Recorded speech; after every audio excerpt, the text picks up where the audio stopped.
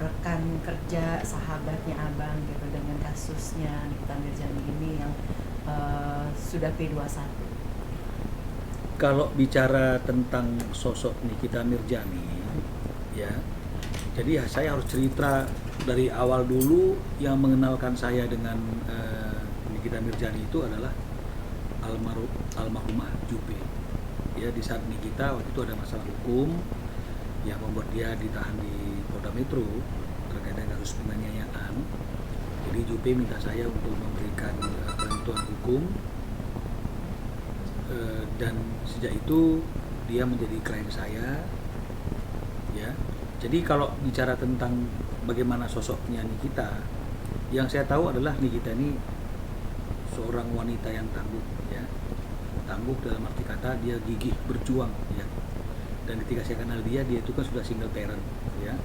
Bagaimana dia memperjuangkan hidupnya, memperjuangkan karirnya, dan bukan termasuk tipe wanita yang cengeng, ya.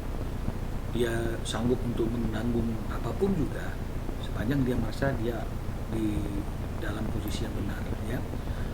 Dan juga sosok yang setia kawan, ya. Artinya setia kawan itu dia mau melakukan apapun untuk menolong temannya, ya. Tidak memikirkan apa risikonya, yang penting dia adalah sosok orang yang setia kawan dan betul-betul menghargai sebuah pertemanan, ya. Karena banyak juga masalah yang dihadapi itu karena dia belain temen gitu, ya. Jadi itu yang bisa saya jelaskan terkait dengan apa yang saya kenal selama saya memiliki hubungan kerja dengan Nikita, ya. Dan sampai saat ini meskipun sudah bukan menjadi klien saya dan sudah tidak berkomunikasi lama, tapi yang pasti Nikita adalah salah satu sosok yang pernah menjadi klien saya dan saya melihat dia adalah sebagai wanita yang tangguh, ya. Nah, kalau bicara mengenai masalah perkara yang sedang dihadapi oleh Nikita Mirzani saat ini, ya, dan informasi baru-baru ini dari pihak Polda bahwa perkara di mana dia dilaporkan sebagai pelapor itu sudah di P21 oleh pihak kejaksaan. P21 artinya kan berkas perkara sudah bisa dinaikkan karena sudah cukup bukti, ya, paling tidak 2 bukti permulaan, ya. Nah, jadi ya kita harus mulai siap-siap, ya, siap-siap dalam arti kata untuk memperjuangkan haknya secara hukum, kepentingan hukumnya atas laporan di mana dia sebagai terlapor dan sekarang sudah P21. Beberapa saat lagi mungkin sudah P21 tahap 2 di mana proses pelimpahan berkas dan juga tersangkanya ke pihak kejaksaan dan kemudian akan ada persidangan, ya. Jadi semua hal, argumentasi, bukti apapun yang memang diperlukan dalam perkara ini itu mulai harus dipersiapkan dan mulai diperjuangkan di dalam persidangan, ya. Karena polisi merasa bahwa memang cukup bukti untuk menjadikan kita tersangka, maka ditersangkakan, ya. Jaksa merasa sudah cukup bukti tentang dugaan kejahatan yang dituduhkan kepadanya sehingga kejaksaan mem-P21-nya. Kayak begitu. Jadi sekarang perjuangannya kan tinggal satu nih di pengadilan negeri, ya. Jadi di sini harus digunakan betul-betul semaksimal mungkin segala bentuk argumentasi, saksi ahli atau bukti-bukti lain untuk bisa membuktikan bahwa sebenarnya Nikita ini tidak bersalah. Tidak seperti apa yang disangkakan oleh pihak kepolisian dan juga oleh pihak kejaksaan. Nah, jadi kalau misalnya kemudian itu berhasil dilakukan, maka kita berharap tentunya ada putusan pengadilan yang adil yang tidak merugikan kepentingan hukum Nikita dalam perkara ini. Saya kira seperti itu. Jangka waktu ketika akhirnya penetapan tersangka sampai akhirnya 20 hari ke depan, terus tambah lagi menjadi 30 tambah lagi sampai akhirnya ini sudah hampir proses 3 bulan, termasuk sudah 4 bulan ada P21. Di P21 ini ketika nanti ketika kejaksaan masih bisa ada peluang bebas nggak sih Bang dengan kasusnya Nikita Mirzani? Kalau di kejaksaan kan mungkin nggak ada peluang bebas, ya, karena kejaksaan sudah setuju dan sependapat dengan apa yang disampaikan oleh pihak kepolisian, maka dia mem-P21-nya. Jadi peluang bebas itu adalah ketika Nikita dan tim kuasa hukumnya saat ini itu berhasil, artinya itu membuktikan di persidangan bahwa tidak ada kejahatan seperti yang dituduhkan kepadanya, ya, mengcounter semua bukti-bukti yang dianggap dua bukti permulaan yang cukup oleh pihak kepolisian dan kejaksaan. Nah, kalau misalnya itu berhasil dilakukan dan artinya itu membuat hakim memiliki keyakinan bahwa sebenarnya tidak ada kejahatan seperti apa yang dituduhkan, didakwakan oleh jaksa nantinya dalam persidangan, maka boleh-boleh saja, bisa saja hakim akan memutuskan bebas dalam perkara ini. Ketika memang gelar perkara nantinya ada sedang P21 ini, ada kemungkinan kan sempat sebelum P21 kita bisa dibebaskan, ternyata tidak gitu kan, ternyata akhirnya keluarlah P21. Ketika P21 ini sudah dilaksanakan, otomatis masuk persidangan ya kan Bang? Nah, persidangan ini sendiri yang biasanya ketika kasus pemerasan pemerasan ya Bang ya, dengan kasus pemerasan, dengan kasus pencucian uang, itu akankah menjadi satu kesatuan atau seperti apa? Kan kalau misalnya pemerasan itu kan adalah kejahatan yang berbeda dengan tindak pidana pencucian uang, TPPU. Nah, secara teori hukum harusnya tindak pidana pencucian uang itu kan adalah kejahatan yang harus diproses kemudian, ya. Jadi harus ada perkara pidana pokoknya, ada predikat crime-nya dulu kan, begitu artinya itu. Nah, kalau memang ada pidana pokoknya yang diputus memang kita bersalah, baru mungkin ada peluang untuk TPPU-nya naik, ya. Jadi ini perkara yang berbeda yang seharusnya tidak dinaikkan berbarengan, ya, karena harus dibuktikan dulu pidana pokoknya, baru pidana aksesorisnya itulah yang dikatakan tidak pidana pencucian uang. Karena harus ada kejahatan dulu, tanpa ada kejahatan nggak ada pencucian uang. Kan seperti itu yang saya pahami secara teori hukum. Nah, jadi kita tinggal melihat bagaimana proses persidangannya, apa yang menjadi dakwaan dari pihak kejaksaan, dan bagaimana Nikita dan timnya itu membuktikan bahwa tidak seperti apa yang didakwakan itu, sehingga itu yang membuat ada peluang bagi Nikita untuk mendapatkan putusan fisprah atau onslah, ya, dalam persidangan nanti.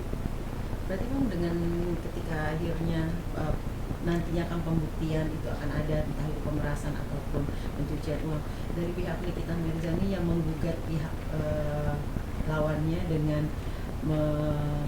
menggugat 100 miliar itu atas perbuatan tidak menyenangkan ataupun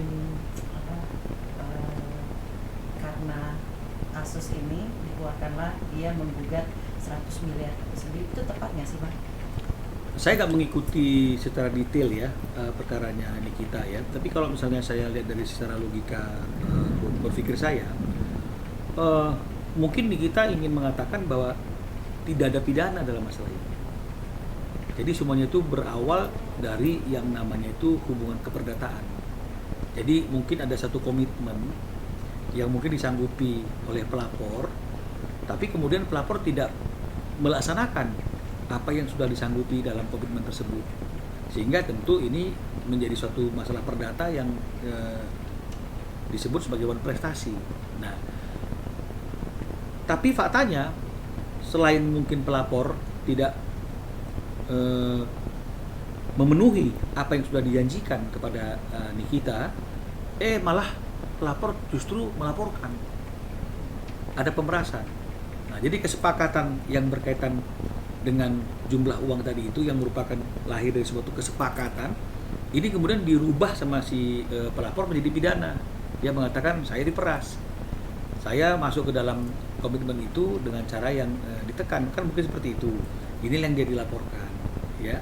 Nah, adalah hal yang wajar kalau kemudian Nikita menggugat si pelapor ini, kan gitu ya kalau nggak salah, karena dia berpikir bahwa kenapa kamu laporkan saya, bukankah sebenarnya komitmen itu adalah komitmen yang memang didasarkan pada kesepakatan kita tanpa ada paksaan, kan begitu kira-kira intinya. Nah, jadi oleh karena itu tentu ada kerugiannya adalah satu, tentu nilai kesepakatan yang tidak direalisasikan.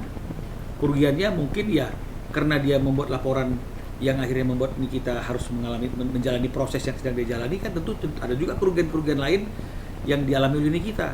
nama baik, ya, kemudian mungkin pekerjaan-pekerjaan yang akhirnya tidak bisa dilakukan karena dia harus berkonsentrasi untuk menangani menghadapi masalah hukumnya. Jadi ini yang mungkin biaya hidup juga bisa ya, Bang? ini mungkin yang menjadi gugatan perdata yang dilakukan oleh Nikita. Nah, kalau misalnya kemudian nanti putusan perdata ini memutuskan memang ada tindakan dewan prestasi, memutuskan memang ada perbuatan perdata dalam hubungan hukum ini tentu kan bisa mempengaruhi proses pidananya karena ternyata memang tidak seperti apa yang diyakini selama ini mungkin dalam proses penyidikan adalah ada pemerasan, tapi ternyata mungkin di perkara perdatanya terbukti bahwa itu bukan pemerasan, tapi itu adalah